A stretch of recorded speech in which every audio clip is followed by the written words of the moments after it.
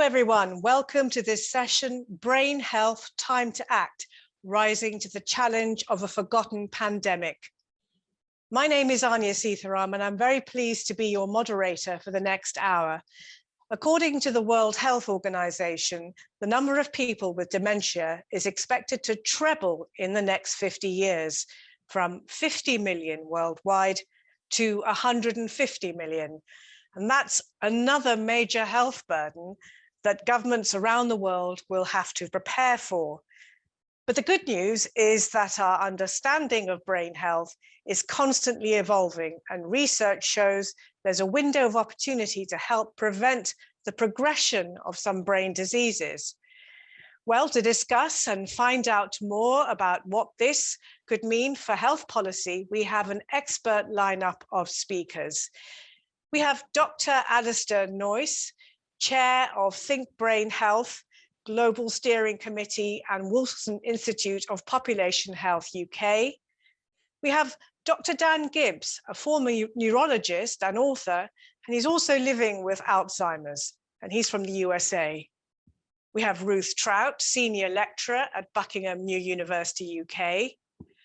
Professor Wiesche van der Vlier, Alzheimer's Centre Amsterdam, and also Pavel Svoboda, CEO, eBrains, and Director General, Human Brains Project, Belgium. So welcome to all our panelists there. So later on in the discussion, we will also have time to answer some of your questions.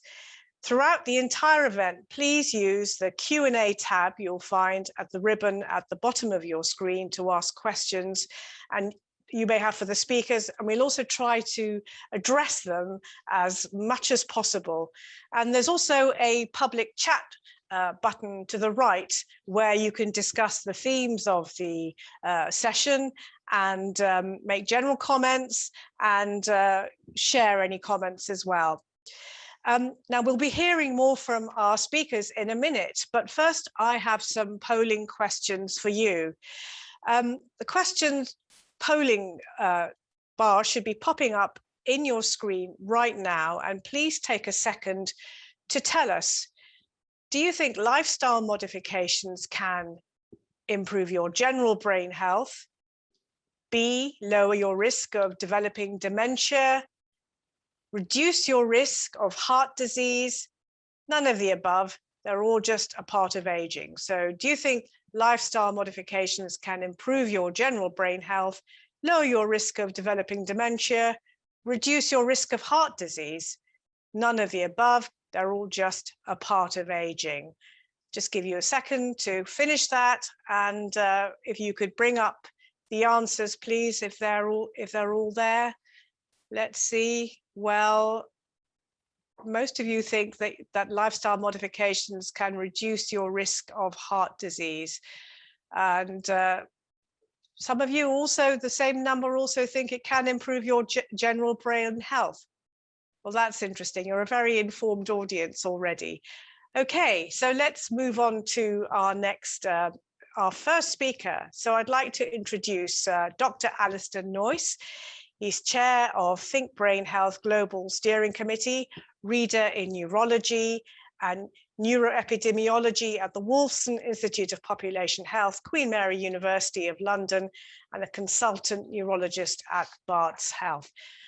Thank you very much for joining us. Welcome. First of all, what is brain health? Hi, Anya. Thank you. Well, there's no universally accepted definition of brain health. It's really, on one level, preserving your brain's integrity and your mental and cognitive functions and the absence of overt brain diseases. Put another way, it's about making the most of your brain and reducing the risks to its health as you get older. But there's a forgotten pandemic grumbling away in the background, and that's the pandemic of neurodegenerative diseases, of which dementia due to Alzheimer's is the most common. And if we've learned anything over the last 18 months, it's that pandemic preparedness is essential. So let's think a little bit about neurodegeneration. Dementia is currently the 7th leading cause of mortality in the world. In some countries, it's a leading cause. And in 2019, 3% of global deaths were attributable to dementia. Now, global dementia cases are rising year on year. In 2018, 50 million people with dementia. By 2030, it's estimated there will be 82 million. And by 2050, 152 million. And the economic implications of this increase in dementia is simply staggering. An estimated $1 trillion in 2018, doubling by 2030 to 2 trillion. Next slide, please. So that is interesting and quite worrying, actually. So what should governments be doing about it? Well, to tackle this issue, we started by convening an expert group of stakeholders to develop evidence-based recommendations and a call to action, encouraging positive behaviour change and policies to promote brain health, working towards the prevention of neurodegenerative diseases.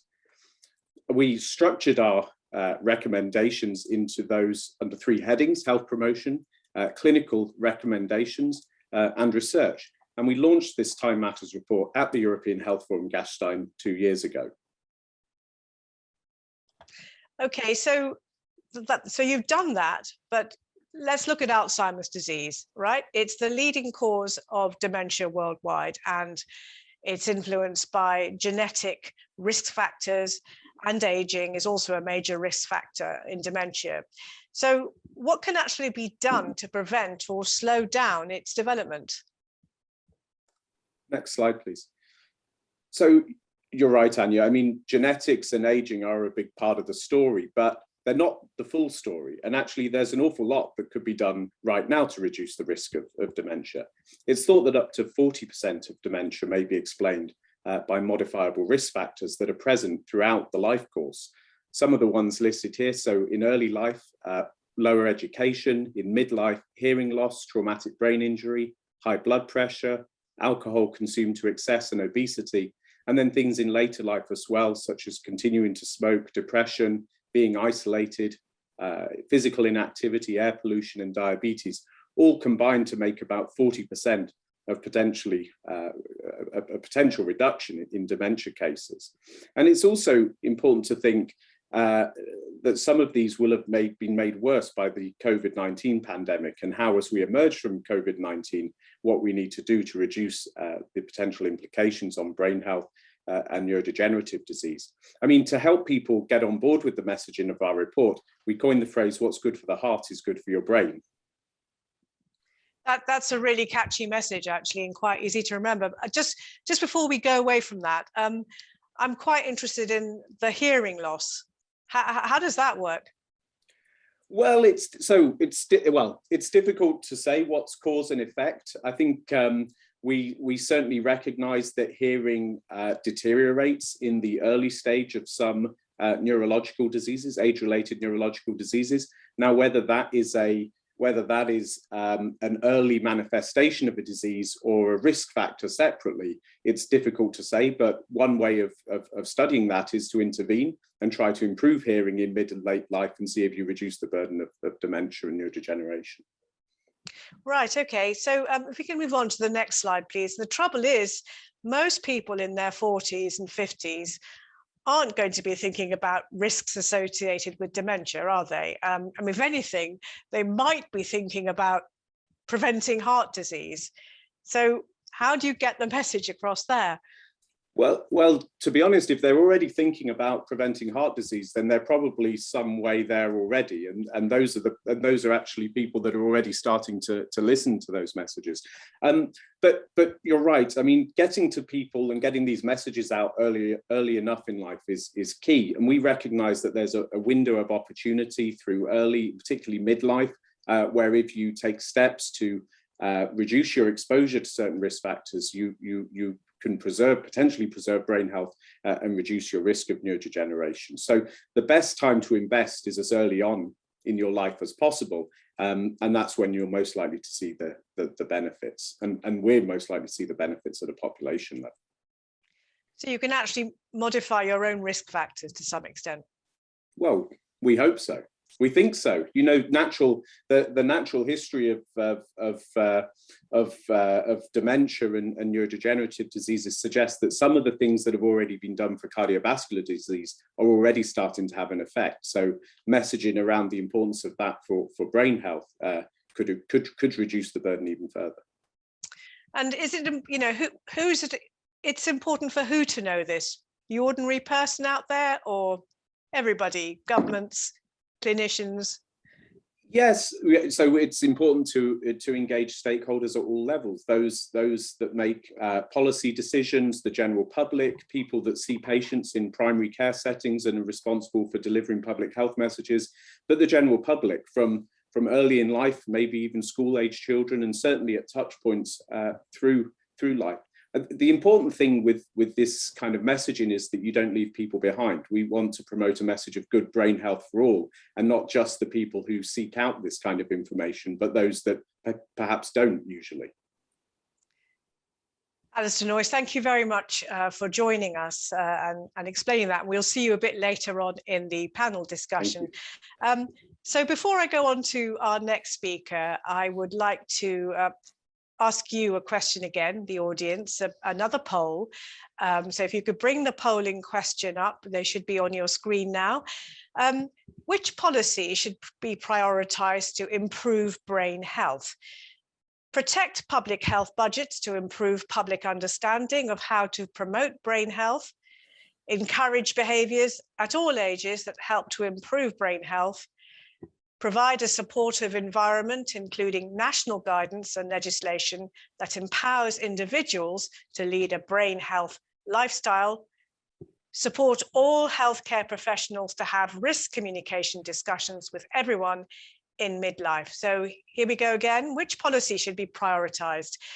Protect public health budgets to improve public understanding of how to improve brain health, encourage behaviors at all ages that help to improve brain health, provide a supportive environment, including national guidance and legislation, or support all healthcare professionals to have risk communication discussions with everyone in midlife. So let's see how you answered that.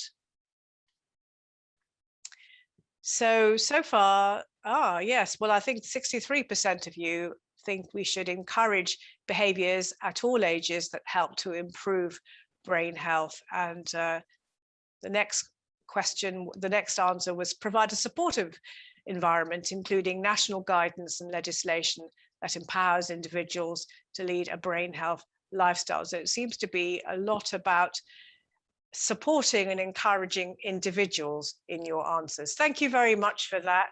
I'm going to move on now to our next speaker, and we're joined now by Dr. Dan Gibbs. Now, Dan is a former neurologist, and he's also an author of a book called A Tattoo on My Brain. Interestingly enough, the book is about his personal battle against Alzheimer's disease.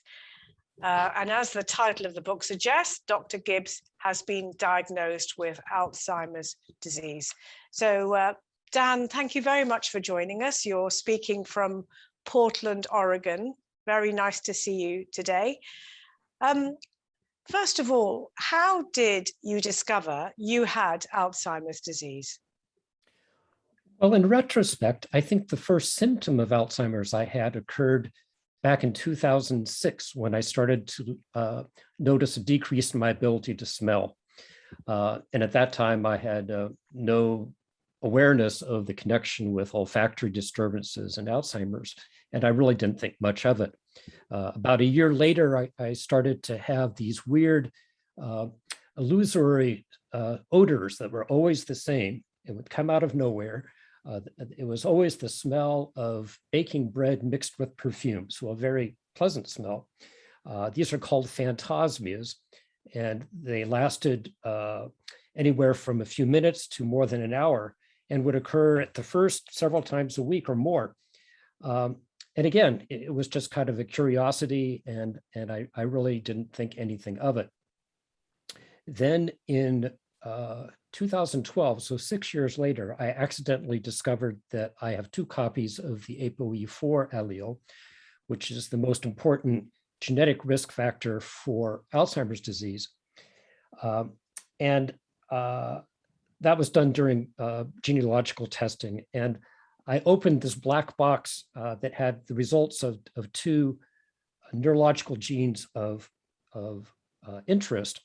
And I opened it because one of the genes was for a gene that is the most common genetic cause of Parkinson's disease.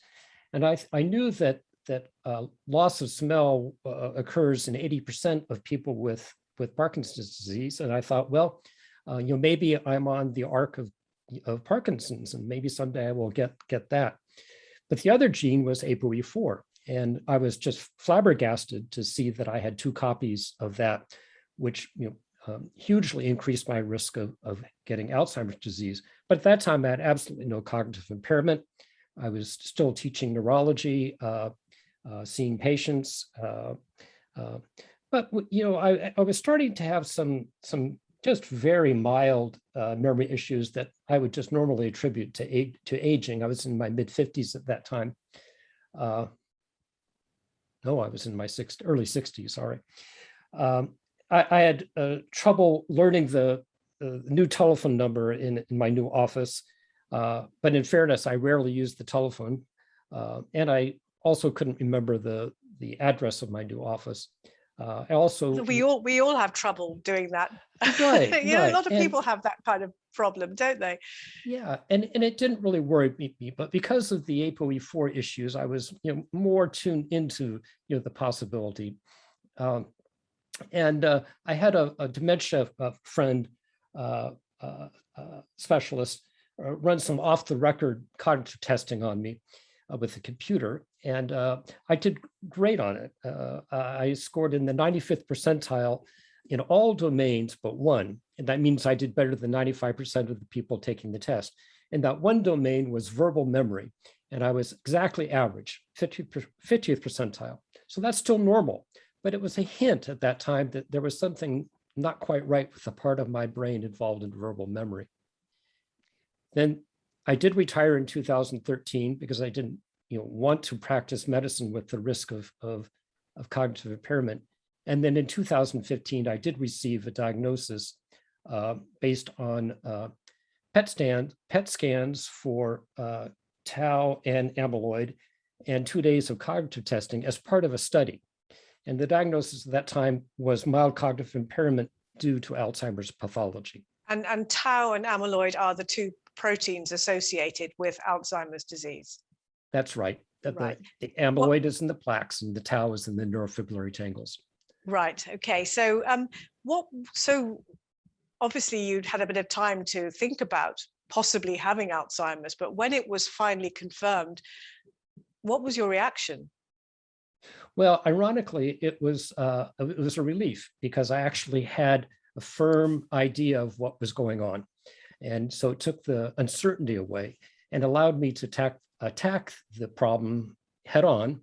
And also, in fairness, I guess it's not unique, but my unusual perspective of being a neurologist with the disease allowed me to approach it intellectually. And that was a bit of a coping mechanism.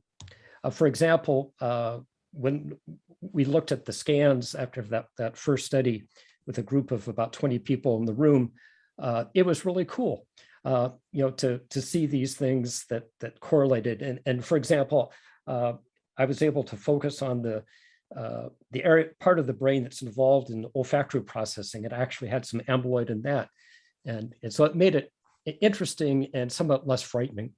Yes, so your expert's perspective there, perhaps making it less frightening, as you say. Yeah. But because of your expertise, you were diagnosed very early, and most people at your stage when you were diagnosed would not be aware, would they? No, absolutely not. Right. So now that you were diagnosed, and presumably it's progressing slightly, how does Alzheimer's affect your everyday life? Yeah, well, it has progressed. I mean, this is now 6 years after the diagnosis, and I am having problems. But again, most people would not realize I have Alzheimer's disease. The sort of problems I have, I have increasing problems with facial recognition. And so I have trouble recognizing even my neighbors unless I can recognize their dog, or if they speak, I can recognize them, but I'm losing my ability to make out faces. And that's very common in Alzheimer's, even in the early stages. My short-term memory is getting pretty bad, but I'm still able to read. I read about 2 books a week. I really can't remember much about what I've read afterwards. And actually, if I skip a couple of days, I've totally lost my place in the book.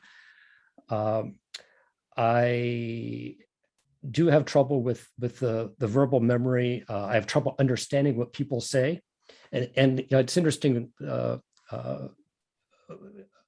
Alistair, I think, spoke to the hearing issues.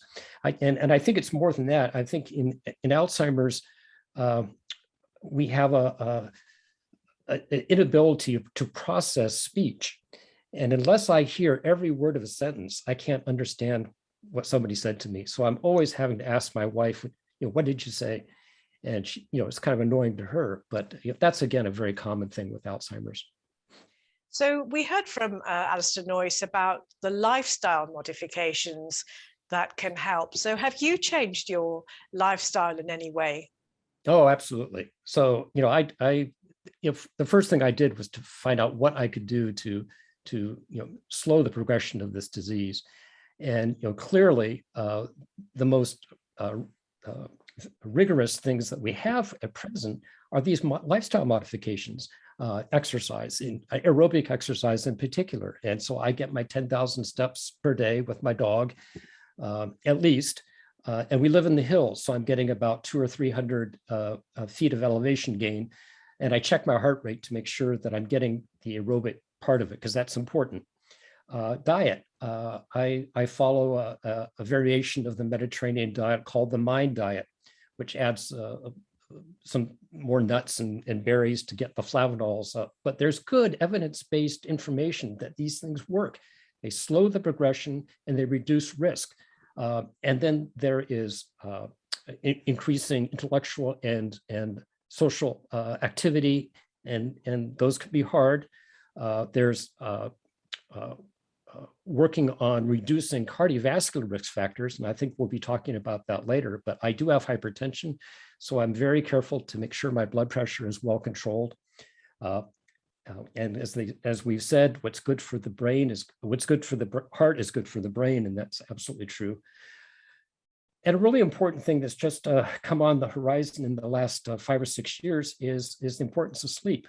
And it really seems to be important that we get at least 7 hours of sleep. And actually, according to recent information, not more than 9 hours. Too much sleep can actually be detrimental.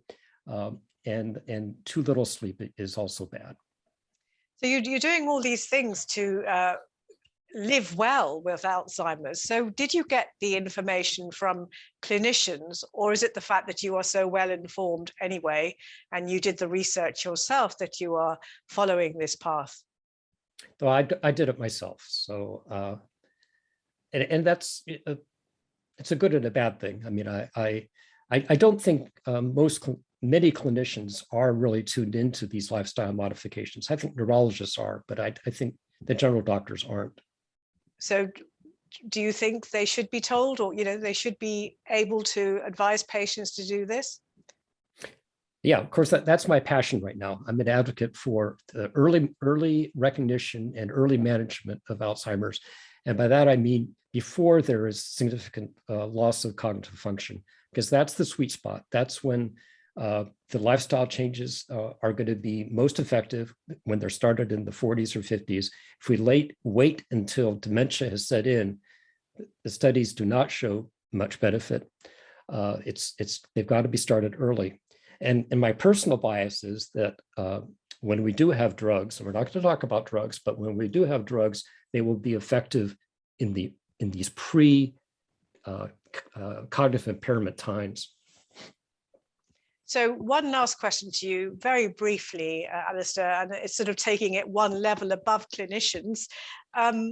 Is there something governments and health ministries, health systems could do? Well, that's out of my my pay grade, I guess.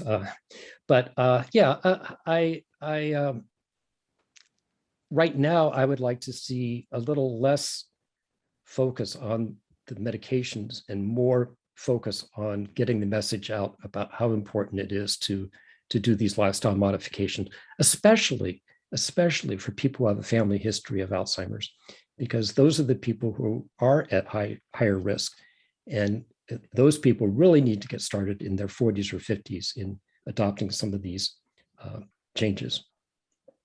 Dan Gibbs, thank you very much. And I hope you continue with your good health and your exercise and your good diet.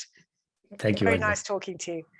So I'm now joined by two experts from the field of research and education. We have Ruth Trout, who's a senior lecturer in acute care at Buckinghamshire New University in the UK, and Professor Wiesche van der Vlier, scientific director of the Alzheimer's Centre, Amsterdam. Welcome to you both. First of all, Wiesche van der Vlier, we've seen that our understanding of brain health is advancing. So what does the latest research tell us about prevention of dementia? Well, I think that what we have seen mostly from observational studies is that the lifestyle risk factors really, the modifiable risk factors really contribute a great deal. But it has been very difficult to see this back in intervention studies. And I think one of the most important studies of the past years in this respect is the finger study, which was conducted in Finland, where they took the approach that you shouldn't focus on just one lifestyle factor, but multiple at the same time.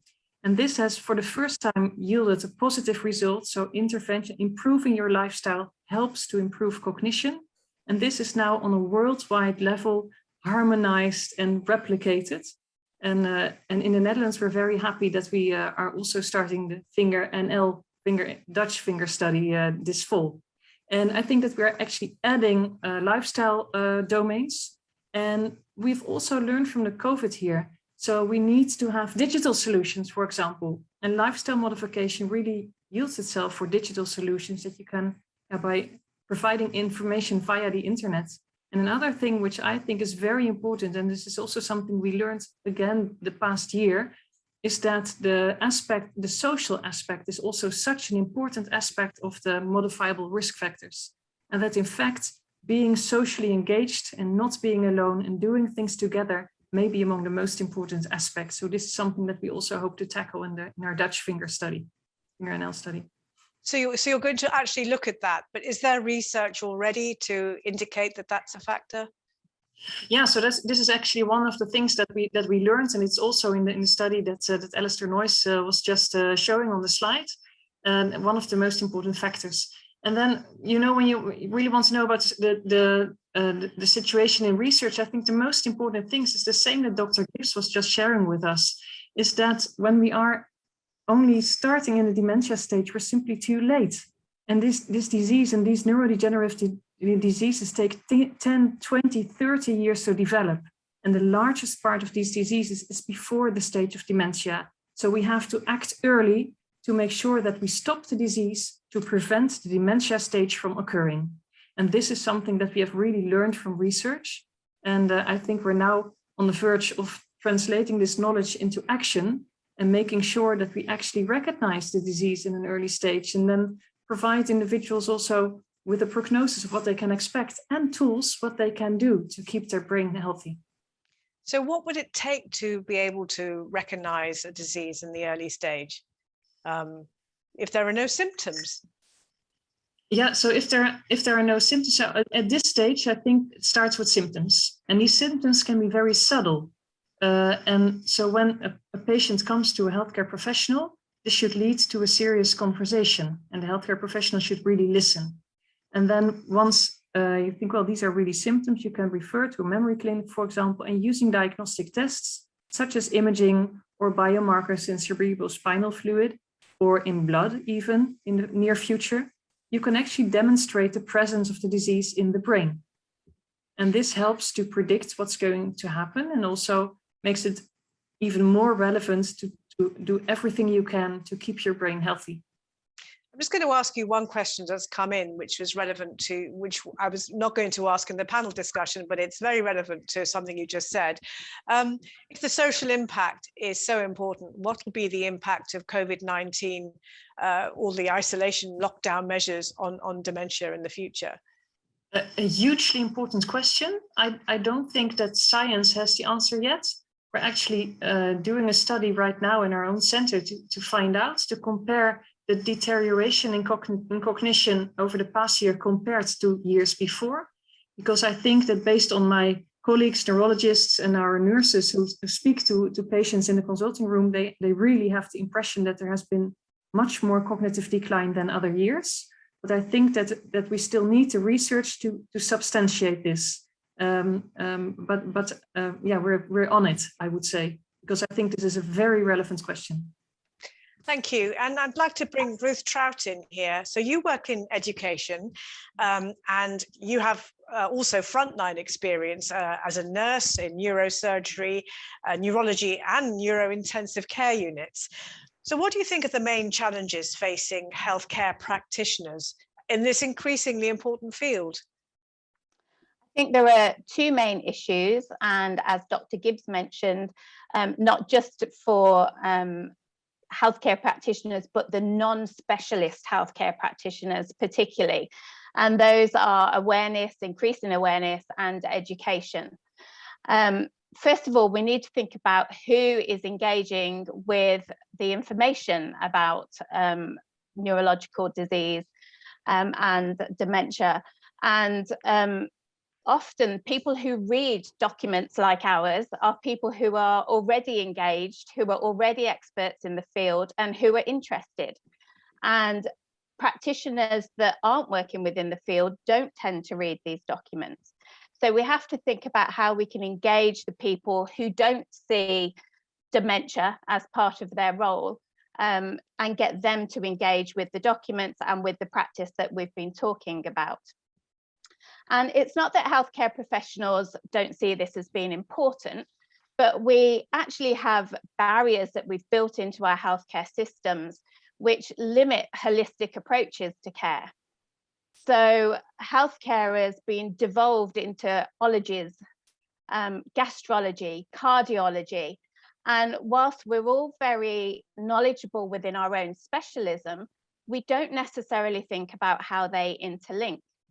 So a really easy win would be for the practitioner who's having a discussion in a diabetes clinic about a healthy diet related to controlling blood sugars. They could also link that with the beneficial effect on their gastrointestinal system, on their heart and their brain.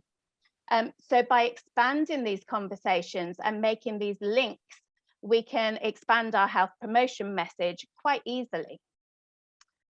But then once we start these conversations, we're limited by time.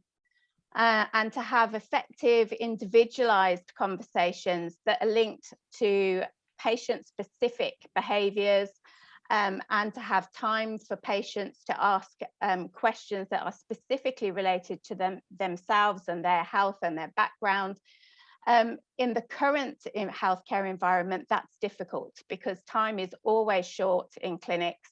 And often we focus on the physical problem that the patient has come in with, or we answer the questions that the patient really wants answered in that meeting, rather than proactively discussing health promotion with them and bringing up issues about risk reduction. So that's one element to it. And then, of course, education is another side of the coin. But we need to remind ourselves that just because we have done training or education with on a topic with someone, we can't necessarily expect that they're going to effectively apply that training in practice. And this is something that I see in the classroom, where I know that the students that I see that are fully trained healthcare professionals, they've had dementia education, but they struggle to apply it to practical scenarios, the theory practice gap. And I've also seen this in personal experience from taking my nan who had dementia into hospital, how I know that the healthcare practitioners there have had training because it's the trust that I worked in. but they're not changing their approach to speaking to my nan, to communicating with my nan, to fit her unique circumstances. And that's a problem across the nursing and medical and paramedic and, you know, all professions. Thank you, Ruth. That's really interesting hearing that personal perspective as well as the professional perspective, and a lot of challenges there. I'd like to bring in all the other panelists now to have a bit of a discussion about some of the issues you've talked about there, and also many questions already coming in. So thank you to the audience. Please do continue to send questions in. I'd also like to introduce our next speaker as well, Pavel Svoboda. Thank you very much for joining us. And Pavel, I'd like to ask you, because you've been following this discussion, what's your reaction to what's been said so far, and what do you think about ways of solving these gaps and challenges that have been highlighted? Thank you very much, Anya, for that question. So I keep on going back to the title of the session, which speaks about the forgotten pandemic. And I ask myself, now, why is it really forgotten? I mean, given all the numbers that you quoted at the beginning, which are staggering.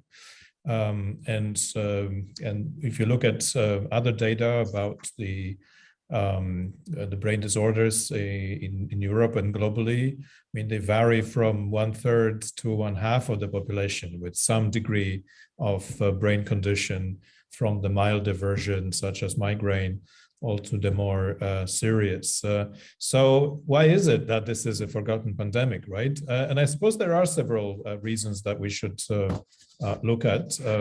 First of all, there is that I mentioned that Daniel brought up, which is associated with aging. So very often people assume that this is an inevitable part of aging, and that's obviously wrong. And we have heard a lot about this already in the panel.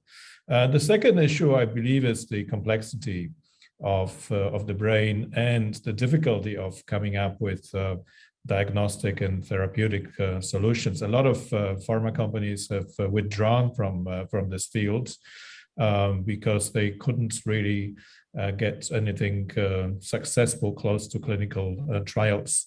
And thirdly, there is that unease or stigma even associated with many brain conditions, especially psychiatric disorders, of course.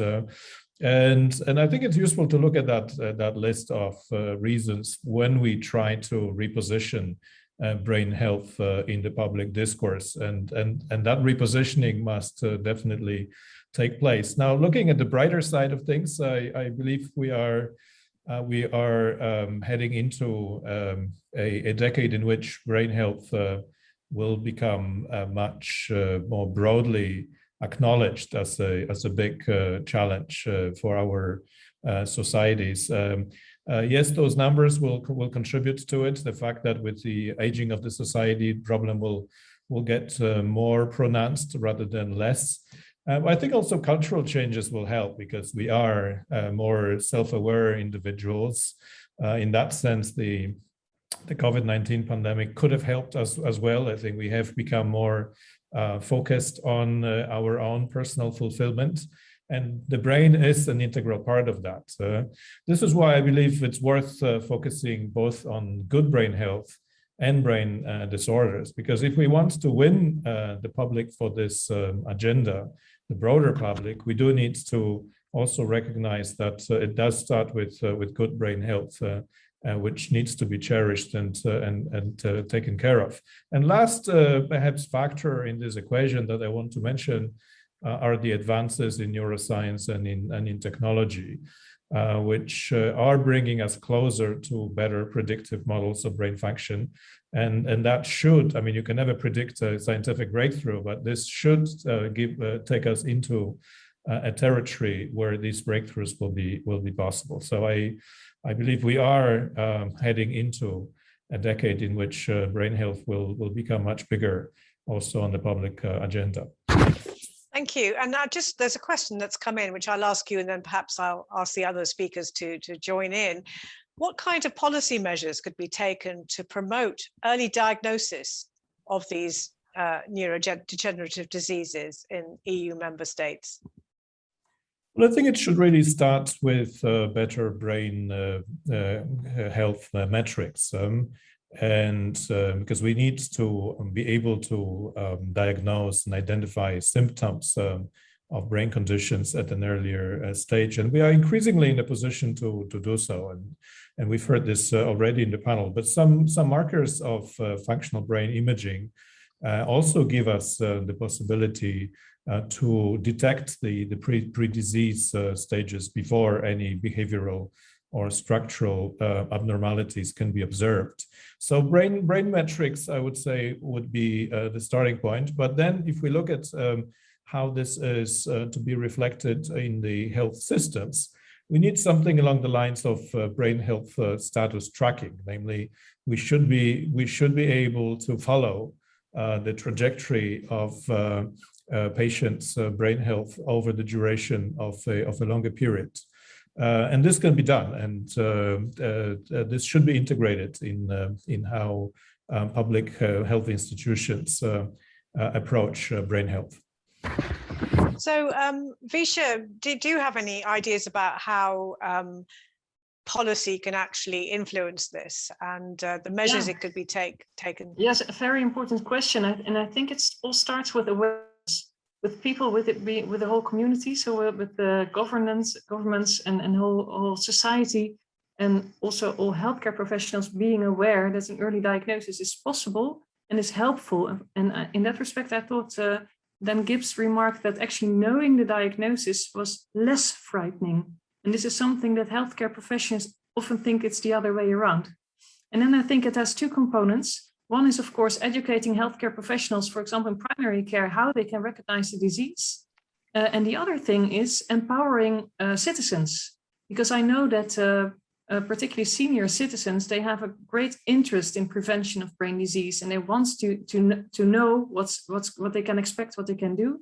So I think it would be very helpful if, for example, we had digital cognitive tests that people could do at home, and indeed that could lead to tracking of their brain health. So I think that would also be very helpful. So both educating the primary healthcare professionals and empowering citizens to make sure they get the diagnosis they want. Alistair Noyce, what do you think about the digital cognitive tests for people to do at home? Well, I before I answer that, I'd just like to comment on the question itself, which I'm slightly more circumspect about the notion of early diagnosis. I agree that early diagnosis is going to be crucial if we're going to make a meaningful impact on neurodegenerative disease. But at the individual patient level, a more important or pertinent question is the matter of a timely diagnosis. So for someone like Dr. Gibbs, having an early diagnosis with very mild symptoms, but with some certainty backed up by biological markers, was empowering and helpful, allowed him to make what lifestyle change. But we can't make a blanket decision to thrust diagnosis on people that are not yet overtly symptomatic. So there's an important, there is a tightrope that we need to walk here, and we need to be quite careful about that.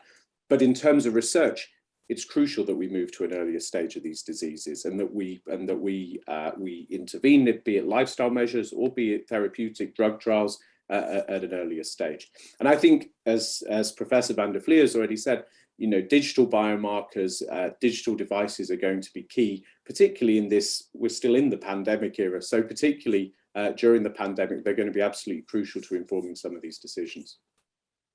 Ruth Trout, there's another question that's come in, and this sort of highlights the gaps you were talking about and the people working in silos. And it says, how can we achieve a multidisciplinary approach to create a full healthy lifestyle for brain health, including nutrition, everything, activity, designing living spaces, education, health, intellectual and social stimulation? How could we package it all together? I don't know, is the answer. I think it's one of the biggest challenges that we have, is getting us out of that silo working, getting us communicating across teams. You can see areas of really good practice in some places, but then 10 miles down the line, areas of really poor practice. I I think one of the great things that we've done to start resolving this issue is that people are now talking about dementia, and people are engaging with dementia to a degree, whether that's healthcare professionals, but the general public as well. I think some of that stigma around dementia has been reduced. So that has given us a platform now to really take the next step with these discussions and to engage with people in a way that is more multidisciplinary, but by having people prepared to talk about it, because 10 years ago, people would have probably been too embarrassed to talk about having dementia and not wanted to admit that they had symptoms early on. So at least now people are prepared to engage in these discussions, and I think that's a really good start. And how would you equip clinicians, doctors and nurses to talk to people about it at a very early stage? Well, again, this kind of takes us back to this issue that we have with the ologies. People don't necessarily have a great deal of experience outside their own particular specialism. But just keeping it really simple, I think, just going back to this message of what's good for your heart is good for your brain. If we're talking about diet for your particular specialism, it's also going to apply to the brain. If we're talking about exercise for your particular specialism, it's going to apply to the brain. So it's getting that message out there and encouraging people to talk about the body as a whole rather than just the bit of the body that they're really interested in. Would anyone else like to come in on that at all, about how to break down those silos? Visha? Yeah, so I think we could still gain something of bringing the lifestyle interventions more to the clinic. That clinicians are quite reluctant to give lifestyle advice other than in very general terms. And when we see that patients actually are really interested in getting this information. So I think we can do more in packaging the information in so that it can be used by patients. Again, I think that online can really help, online solutions. And then, of course, perhaps we need behavioral scientists, because in the end, changing your lifestyle is really difficult. So we have to seduce individuals to actually, engage with all these lifestyle interventions. But I do think that packaging it into useful packages to be used in the clinic, that we can really gain there. Pavel Shviboda, I think you wanted to come in. Yes, I think the best strategy would be to offer to people the counterfactual, namely to show them what would happen with their condition if they didn't follow the advice that we have just mentioned. Of course, that is very challenging, and the approach which this finger study in Finland, which indeed was a pioneering one starting back in 2009, took was to propose a multi-domain lifestyle program. So that will remain, I would say, the basis that we need to draw on the different aspects of the changes that are needed, be it dietary, be it connected to exercise. I would personally see value in singling out not only what is good for the heart is good for your brain, but also to speak about the more brain-specific aspects of this, some of which we mentioned. Sleep is definitely more brain-specific. Cognitive exercise is definitely more brain-specific. I think we also need to start speaking about the brain and brain health as a value in itself, because obviously brain deserves that one, but also it could well be a better strategy to have the right level of attention among people that to whom we are addressing this message. One of our audience, Fabian, in the chat has put maybe a role for pharmacists to offer tests and guidance in taking the tests. Another thing, something a pharmacist could do, I suppose, rather than having to go to the doctor. Dan Gibbs, I wanted to bring you in there because there is a question that's in the chat about diet, in fact. And you did mention, I think, the MIND diet. And someone has also asked, do you also do the DASH diet? Now, I'm afraid I don't know what the DASH diet is. Perhaps you'd like to explain. The DASH diet was specifically designed for cardiovascular health. It's very similar to the Mediterranean diet, and I frankly can't remember the exact differences. The MIND diet is a combination of the two with some additional changes, and I think it stands for the Mediterranean DASH Intervention for Neurodegeneration. So one of the other experts can correct me if I got that wrong, but it came out in 2015, and it adds more berries and nuts. It adds a glass of wine, I think, optionally. And the data has been very good for the MIND diet, although somewhat limited. But what data is there shows a very good reduction of risk of getting Alzheimer's specifically. Now I've already lost the train of your That's okay. question. That's okay. I was just asking you about those two diets, but I'll ask you a different question. You said you felt relieved when you had the diagnosis, but that's partly because you're very well informed about Alzheimer's and brain diseases. Do you think other people would be equally relieved? No, not necessarily. And that raises the point, getting back to our last discussion here about early diagnosis. People ask me frequently, should I get tested, for ApoE4 or, the new blood plasma markers for Alzheimer's? And I say no.